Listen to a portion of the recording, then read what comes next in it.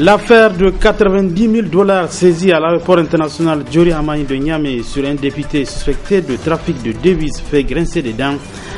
Le syndicat national des agents de douane, le SNAD, tire la sonnette d'alarme et menace d'observer un arrêt de travail ce 2 décembre 2015. Les parlementaires ont achevé ce matin la dernière session de leur mandat. Précision dans ce journal.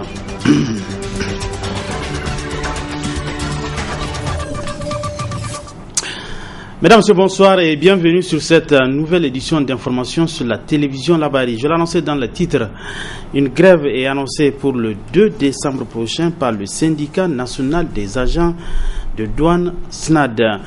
Les agents de douane se fâchent contre leur administration qu'ils estiment qu'elle a démissionné selon eux face aux agissements contre les douaniers. Le compte rendu de Hassan Saleh Mustafa. Les agents de douane du Niger sont en colère contre l'administration douanière et le ministère en charge des Finances. Pour manifester leur mécontentement, ils menacent d'observer une grève d'une journée le 2 décembre prochain sur l'ensemble du territoire national. Un arrêt de travail pour fustiger un certain nombre de comportements, notamment l'immixtion de certains hommes politiques dans le secteur douanier. Suite à la saisie des devises à l'aéroport international Diori Hamani de Niamey par les agents des douanes, saisie dont le produit a été restitué aux contrevenants. Une deuxième saisie a été opérée le 24 octobre dernier. À l'issue de cette opération, tous des contrevenants, après avoir reconnu leur infraction, ont accepté de s'acquitter des amendes prévues par les textes en la matière. Tous, seul un seul qui se trouve être un député national, celui-ci, outre le refus de se soumettre à la loi, a publiquement menacé de faire relever de leurs fonctions les responsables du bureau. Le mercredi 25 novembre, soit environ un mois après, le directeur général des douanes a procédé à des nominations et affectations de quelques responsables au sein de notre administration. Et quelle n'a été notre surprise que de découvrir qu'en lieu et place des encouragements et félicitations qui devraient être normalement décernés aux agents en service au bureau des douanes de l'aéroport et de leurs chefs hiérarchiques, ces derniers ont été purement et simplement dégagés de leur poste, et ce pour n'avoir fait que leur travail. Au regard de la gravité de cette situation, le bureau exécutif national du syndicat national des agents de douane dénonce cet acte d'immixtion inqualifiable de politiciens zélés dans la gestion de l'administration des douanes, dénonce le comportement peu honorable des élus du peuple, dénonce le manque de civisme et le manque de respect des instruments juridiques tant nationaux qu'internationaux de ce pseudo-démocrate. Fustige et condamne avec la dernière énergie le comportement démissionnaire et intolérable du directeur général des douanes face à de tels agissements dirigés contre des agents des douanes. Rappelle au directeur général des douanes que l'administration des douanes est un service public de l'État et nul ne peut en disposer à sa convenance. Met en garde le directeur général des douanes sur son obligation d'assurer à l'administration des douanes toutes les conditions de stabilité en résistant aux attitudes et hautes pressions clientélistes des politiciens. Interpelle le ministre des Finances quant à sa responsabilité dans la protection des agents relativement à la préservation et à la sauvegarde de l'intérêt général.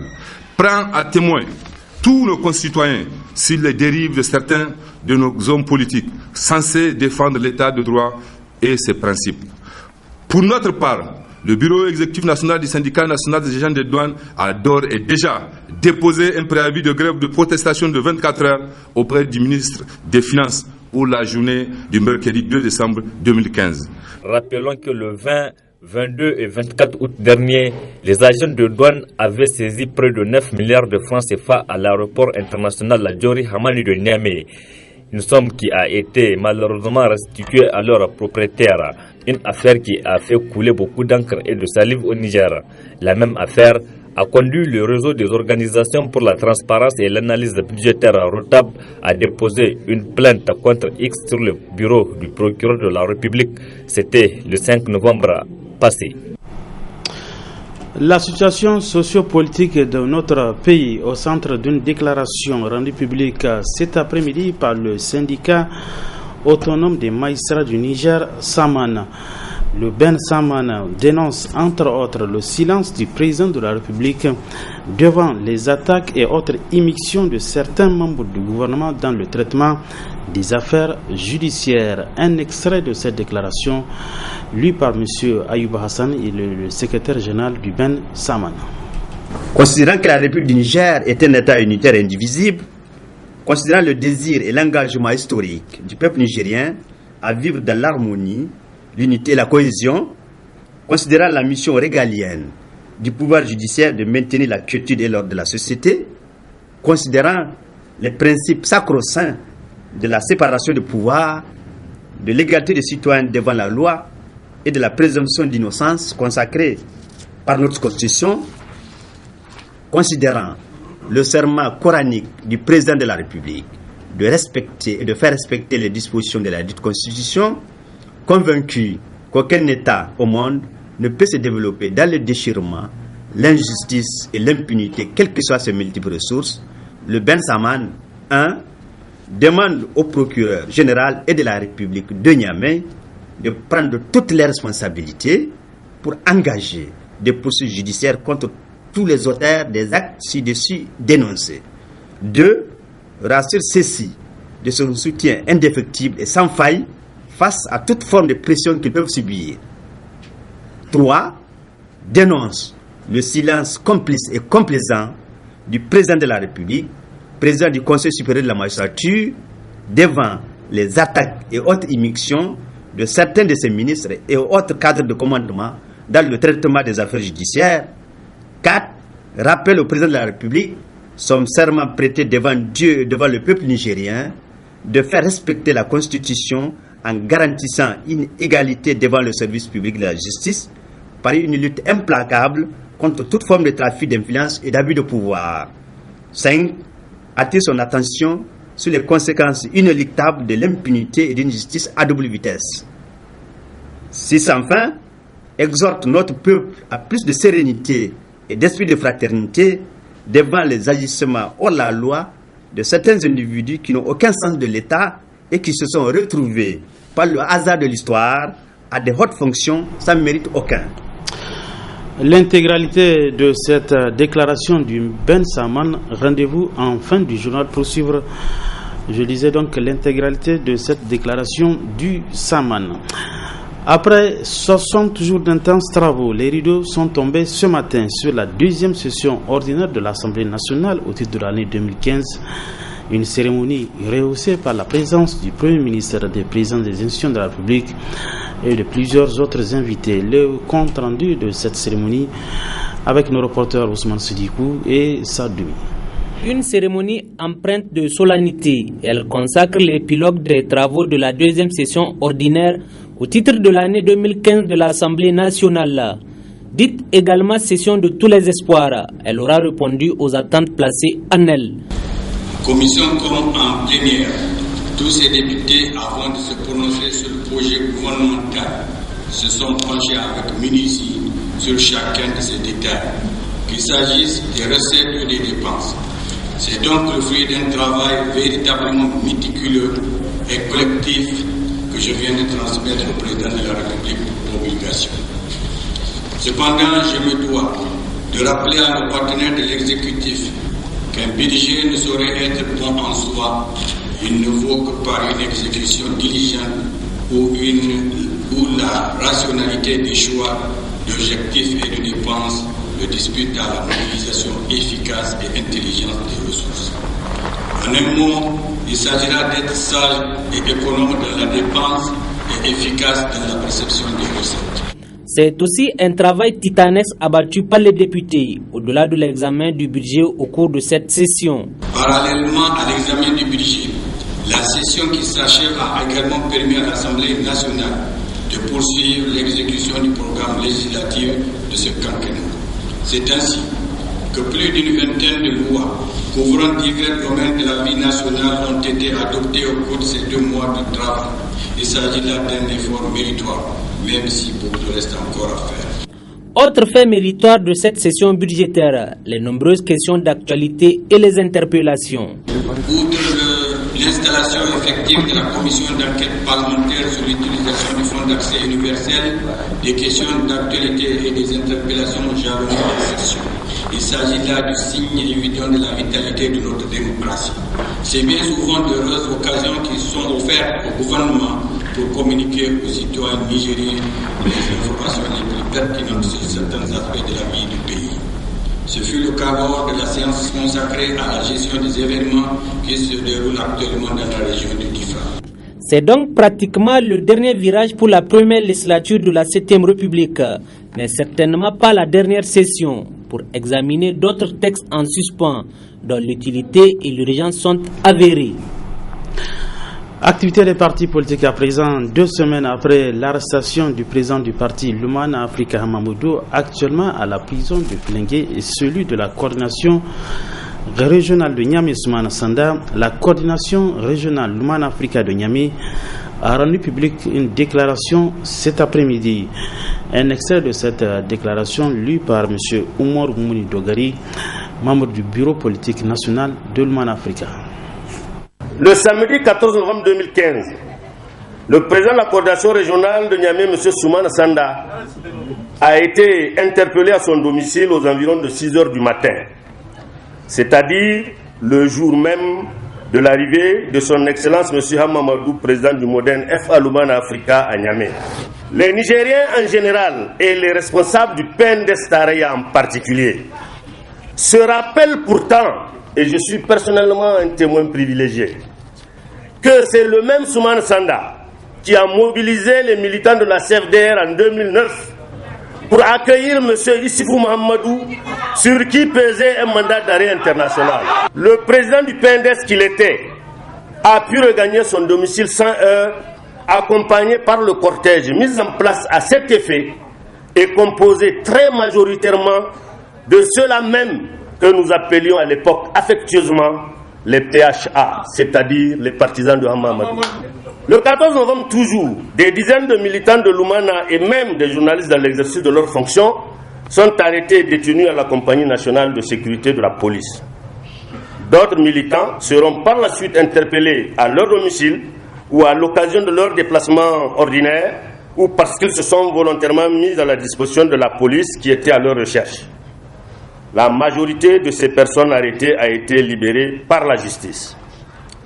La coordination régionale se réjouit de leur libération, mais constate avec amertume que le président Soumana Sanda, Zainab Issifou, Omar Jibo, Abdoulbaki Yabila, Hamad Seini, Seydou Moumouni et Hamza Sadikou, dits algériens, sont toujours incarcérés à la maison d'arrêt de Saï, tandis que Saleh Barikoui est détenu à Kolo.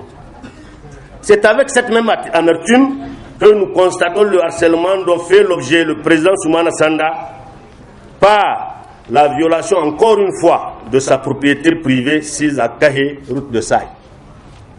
La coordination régionale apporte tout son soutien à l'ensemble des militants encore en détention. Elle tient en particulier à rassurer le président Soumana Sanda qu'elle œuvrera sans relâche pour sauvegarder la justice sociale et la démocratie pluraliste chèrement acquises par le peuple nigérien. En effet, les arrestations arbitraires et les intimidations de toute nature ne sauraient entamer le moral et la détermination de nos militants.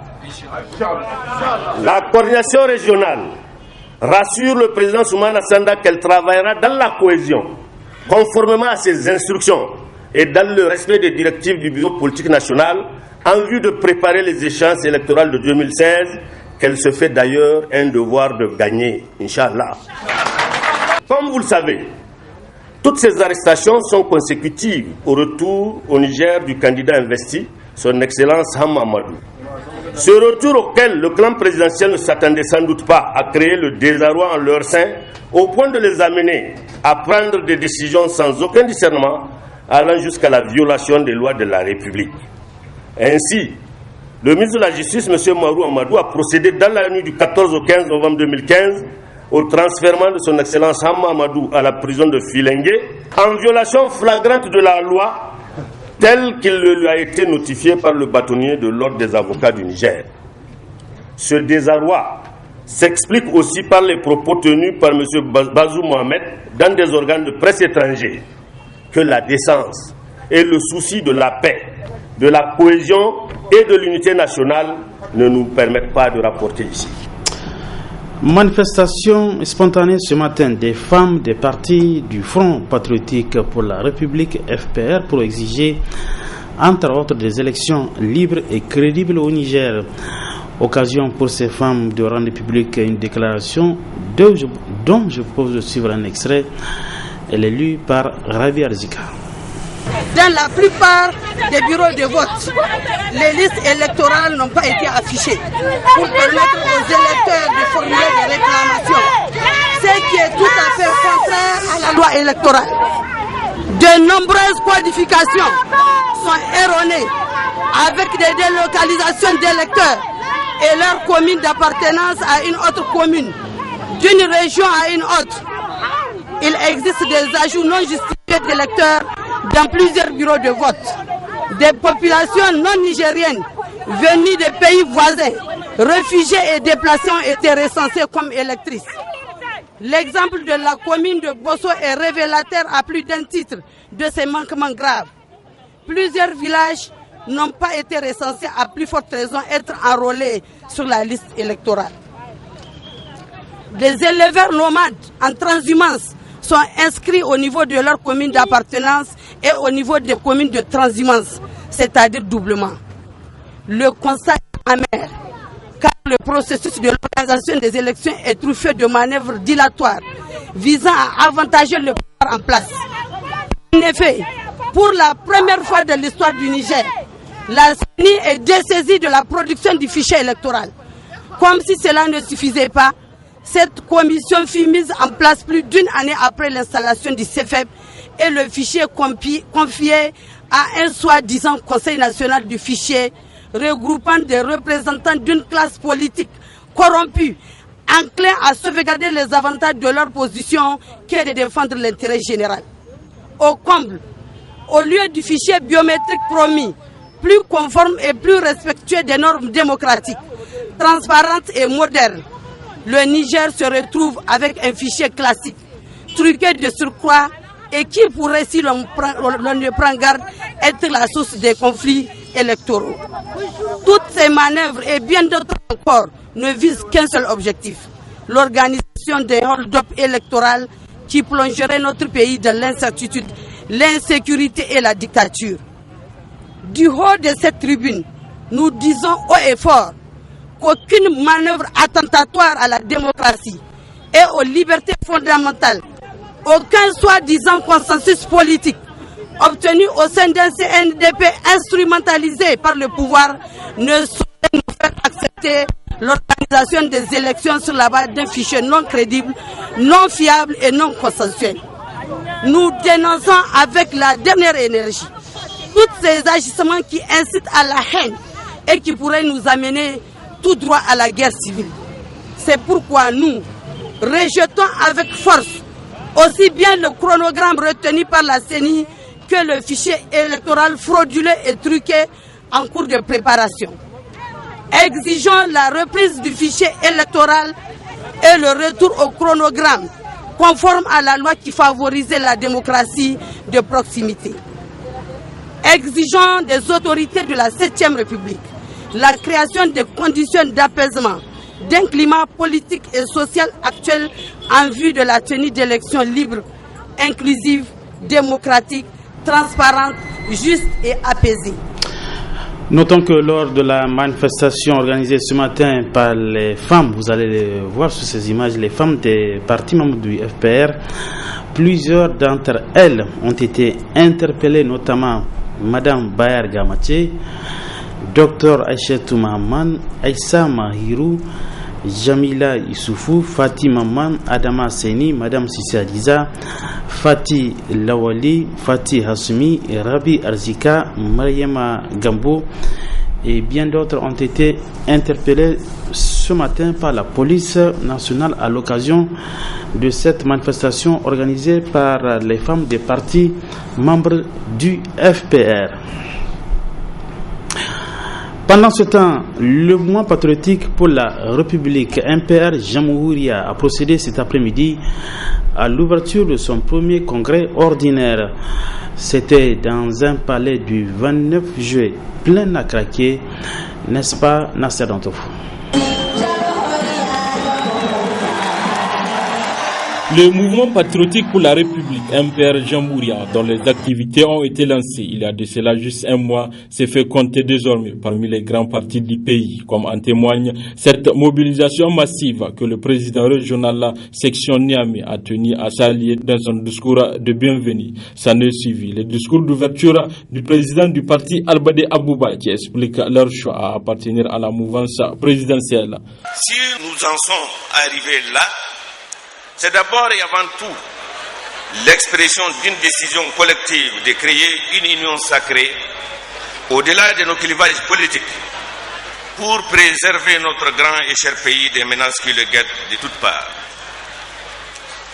Aussi, avions-nous décidé, au risque d'être mal compris par certains, d'accompagner son Excellence, Monsieur le Président de la République, chef de l'État, pour contribuer à garantir la stabilité des institutions de la République, mais aussi la sécurité, la paix et la cohésion dans notre pays. Il s'agissait donc, comme du reste nous l'avons toujours déclaré, de prémunir notre pays des risques majeurs et des cycles d'instabilité chronique et des convulsions qui émaillent son évolution. D'où l'idée d'un gouvernement d'union nationale. Et la valeur d'une idée dépend de son utilisation. Le président Albade Abouba a ensuite fait la genèse des valeurs qui constituent l'identité du parti Jamhouria. L'engouement pour les idéaux et les objectifs que nous poursuivons semble justifier la pertinence de notre choix au vu principalement du sérieux et de l'abnégation des femmes et des hommes qui portent désormais les valeurs que le MPR Jamhouria véhicule et qui partagent notre combat pour la construction d'une nation unie, solidaire et prospère. En effet, pour ceux qui croient, aucune preuve n'est nécessaire. Pour ceux qui ne croient pas, aucune preuve n'est possible. Au MPR Jamhouria, les intérêts de notre peuple sont au-dessus de toute autre considération égoïste ou sectaire. Plusieurs invités ont rehaussé de leur présence ce congrès, dont le président du PNDS Tareya, qui au nom de la MRN s'est exprimé en ces termes. Aujourd'hui, au regard de la mobilisation dont nous sommes témoins, mais au regard de ce que nous savons sur le terrain, j'ai envie de vous dire, parce que j'ai la faiblesse de le croire très sincèrement, qu'à quelque chose m'a l'air bon. En effet, il me semble, Monsieur le Président, que vous vous êtes débarrassé du MNSD, vous vous êtes débarrassé de ses scories, de sa poussière, de son passif, et vous avez en lieu et place créé un parti jeune, tout neuf, brillant, attractif. Et pour être assez souvent sur le terrain à l'intérieur du pays, je peux vous dire qu'aujourd'hui, vous êtes un parti en ascension fulgurante. À la fin de ce congrès ordinaire, sortira des recommandations qui portera haut le flambeau de ce jeune parti. Du sport avant la partie magazine de ce journal, Assemblée générale ordinaire aujourd'hui de l'association sportive de la garde nationale du Niger, ASGNN. À l'ordre du jour, deux points dont le renouvellement du bureau de l'AS Garde nationale. La cérémonie officielle d'ouverture s'est déroulée en présence du haut commandant de la garde nationale et de plusieurs invités. Au cours de cette assemblée générale ordinaire de l'association sportive de la garde nationale du Niger, les délégués venus de divers horizons vont se pencher sur deux points. Il s'agit de la lecture et l'adoption des statuts et règlements de l'ASGNN qui ont été révisés et amendés par un comité mis en place, que nous félicitons au passage. Le deuxième point, de l'élection des membres du bureau exécutif. À cet effet, nous sommes convaincus, à l'issue de ces élections, nous aurons un bureau digne d'une association sportive avec des hommes capables de servir le sport et non les hommes capables de se servir du sport. Après 11 ans d'illégalité du bureau de l'AS Garde nationale, le commandement actuel des Bérets Rouges a sonné la remise sur les rails des instances de l'association. Une initiative saluée par l'ensemble de la famille des gardes républicains. Nous nous retrouvons aujourd'hui dans un contexte bien particulier, où il nous serait difficile, voire impossible, de vous présenter le bilan de la saison sportive écoulée, qui est marqué par des faits aussi importants les uns et les autres. J'évoquerai d'abord les événements douloureux qui ont privé la CGNN à la finale de la Coupe nationale de football 2015 par la faute de quelques individus. Cet événement a suscité beaucoup de commentaires dans le milieu sportif à Niamey comme à l'intérieur du pays. J'évoquerai ensuite la dissolution de notre bureau exécutif qui a géré de façon illégale l'association pendant plus de 11 ans au lieu de 3 ans conformément à nos textes. J'évoquerai enfin le bras de fer qui a opposé notre association à l'ancien entraîneur de football, Haroun Abdullah, pour les raisons que vous connaissez déjà. Ces litiges par rapport à la résiliation du contrat qui nous lie à ce dernier a été porté à l'arbitrage de la FENIFOOT à travers sa commission juridique et avec pour ampliation la CAF et la FIFA. Je profite de l'occasion pour vous annoncer la bonne santé des autres disciplines sportives que compose notre association, à savoir le basket, le hand, le volley, le judo, le karaté, le taekwondo, la boxe, le cyclisme, le sport nautique et bien d'autres, pour ne citer que cela. Notons que dans son discours d'ouverture, le haut commandant de la garde nationale du Niger a eu une pensée à l'endroit de leurs frères d'armes qui ont perdu la vie dans la lutte contre le terrorisme. Un nouveau bureau sortira de cette assemblée générale ordinaire de l'association sportive de la garde nationale du Niger. Et nous en venons à la partie magazine de ce journal qui est consacrée à la déclaration rendue publique cet après-midi par le syndicat national des magistrats du Niger. Je vous invite à suivre l'intégralité de cette déclaration. Bonne réception, bonsoir. Déclaration de presse. Fidèle à sa mission de veille citoyenne relativement aux questions touchant l'état de droit, le respect des droits humains et l'indépendance de l'institution judiciaire, le syndicat autonome des magistrats du Niger, SAMAN, prend l'opinion nationale à témoin face à des dérives autoritaires commises par certains de nos gouvernants.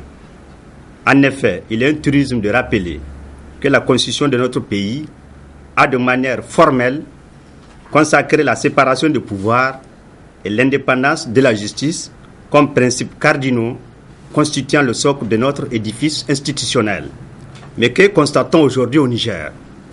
Certaines de nos autorités actuelles, parvenues au pouvoir par le truchement de l'état de droit, n'ont trouvé mieux dans leur action quotidienne que de fouler aux pieds les règles élémentaires qui fondent toute démocratie.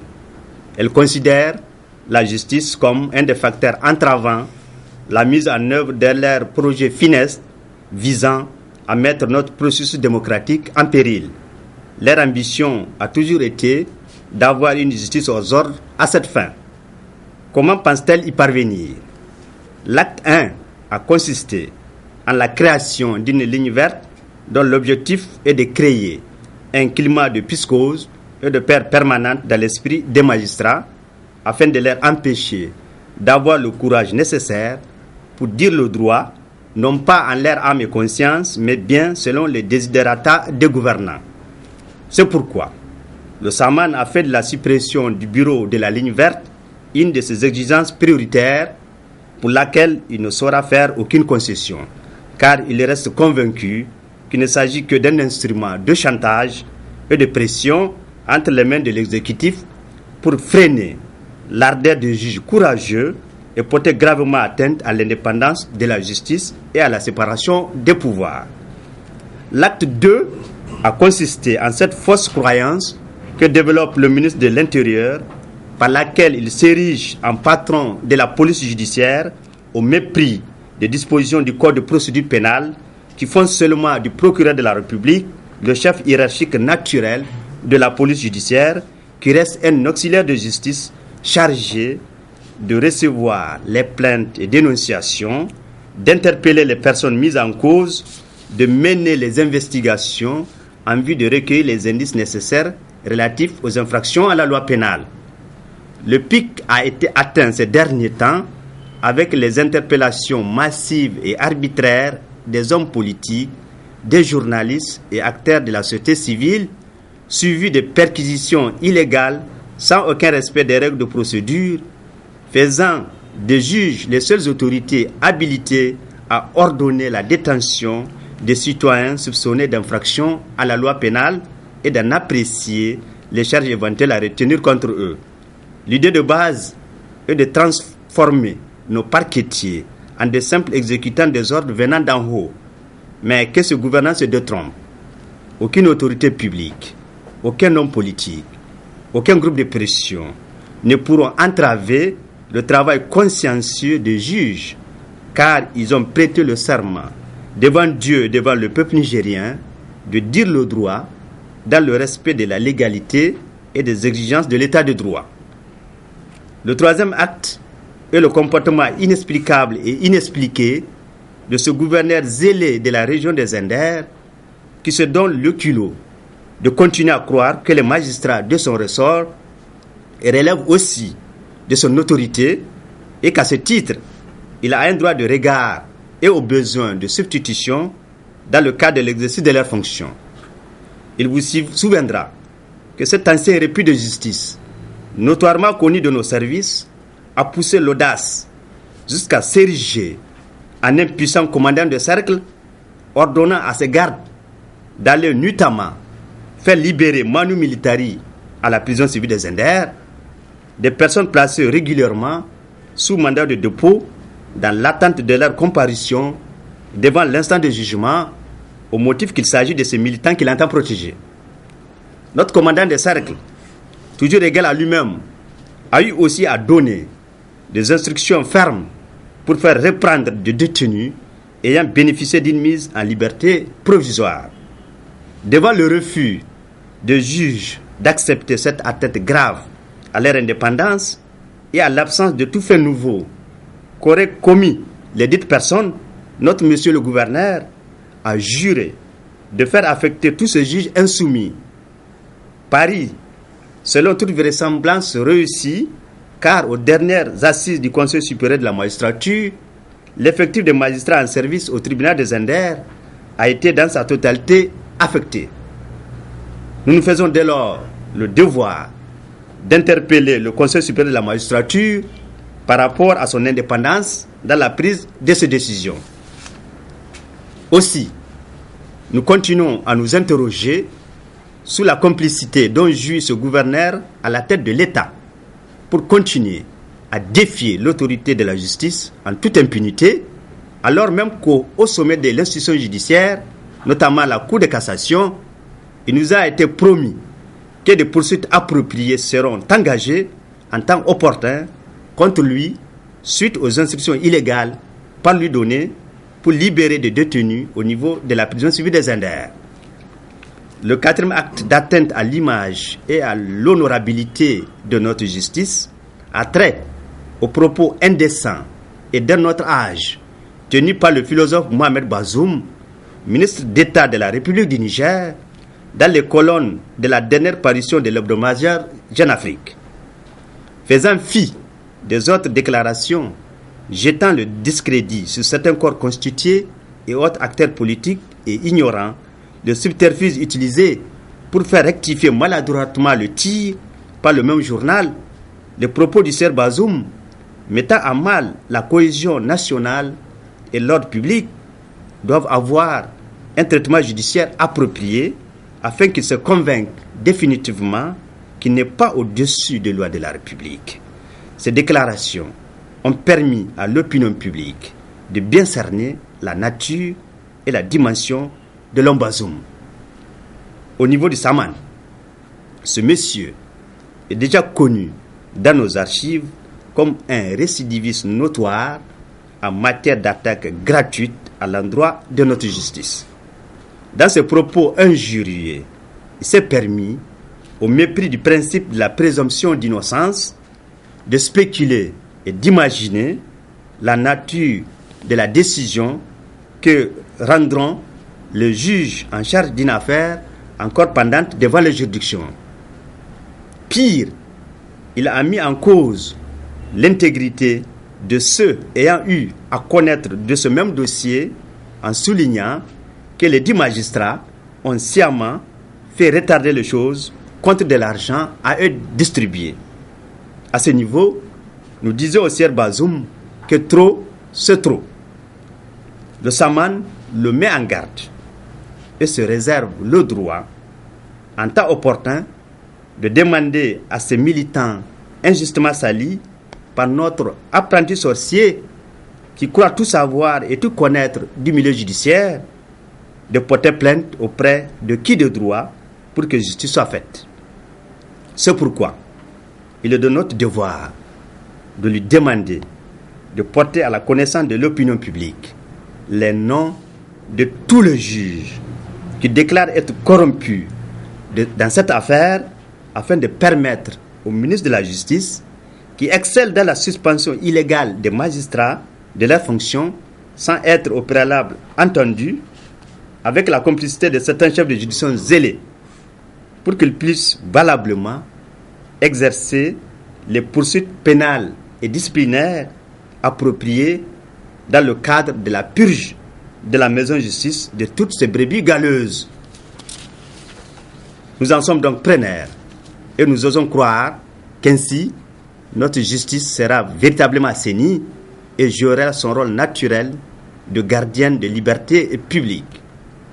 Nous marquons toutefois notre grand étonnement que ce même monsieur, qui ne mérite aucun respect, malgré les hautes fonctions dont il est investi à la tête de l'État, se permet d'affirmer sans honte but et sans aucune réserve qu'ils ont procédé au remplacement de ce juge qu'ils qualifient d'indélicat de leur fonction par d'autres plus intègres. Quelle hérésie de sa part!